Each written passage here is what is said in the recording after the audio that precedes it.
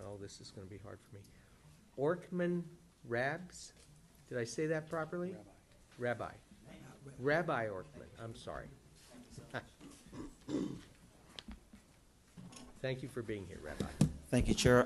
Thank you, Representatives, for taking your time, valuable time, to discuss this important bill. Thank Representative Daniel for bringing this bill. I'm here in Tallahassee representing 218 Chabad centers throughout the state of Florida, emissaries of the Lubavitcher Rabbi, the leader of world Jewry in our time, in our generation, who talked about this in the 80s and the 90s. He came from Russia, and he said how, his father-in-law escaped the Nazis, and talked about how fortunate he and the Jewish people are to come to a country of kindness by our founding fathers who founded this country based on freedom of religion, not freedom from religion. So prayers would be ideal, but we know that was thrown away by the court.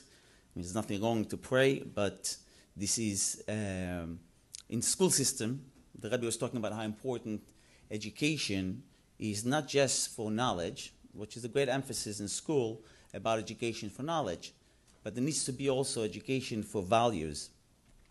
And we have seen, unfortunately, in Germany what happened, there was a lot of focus on knowledge, but we need to have education focus on values and being the right people.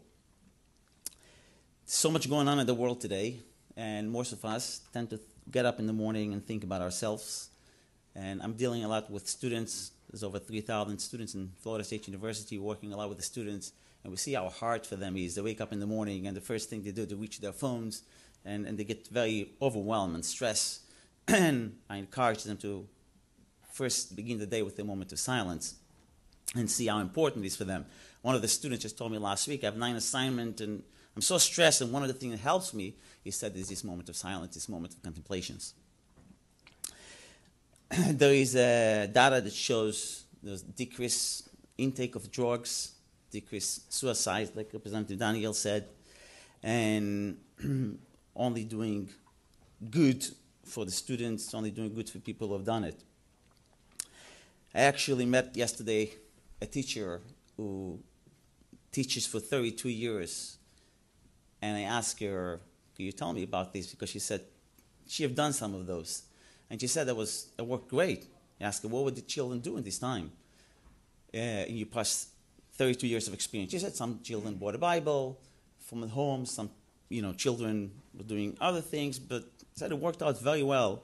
And if you think about it, how great it is when we're empowering the parents to do their job and their role as parents, to talk to their children about faith and about what's important for them, about what God means for them. And this bill says teachers should not allowed to tell the children. It covers this problem of talking about any specific religion. Rather, it's empowering the parents. There's other 13 states that have it mandatory, and seen really great results in this bill. So all in all, it really does good. We all know, even for our own self. Myself, when working on this bill, I needed a lot of moments of silence for myself, to be able to, just think, step away from everything. So, all in all, it just does good. There's so much darkness in the world today. We're always looking on ways, on opportunities to bring light, a little bit of light, dispel much darkness. Instead of dealing with darkness, this is a moment of light in the children's day, as they begin their day. It will help them, and it won't take away from any other time, because like Representative Daniel says, there's research that shows that if you do take time to reflect, time to take deep breath, it makes your other time much more effective. So I think it would help all in all. So I thank you so much for taking your time to listen to this, and I appreciate your support of this bill. Thank you so much, sir, for being here, Rabbi.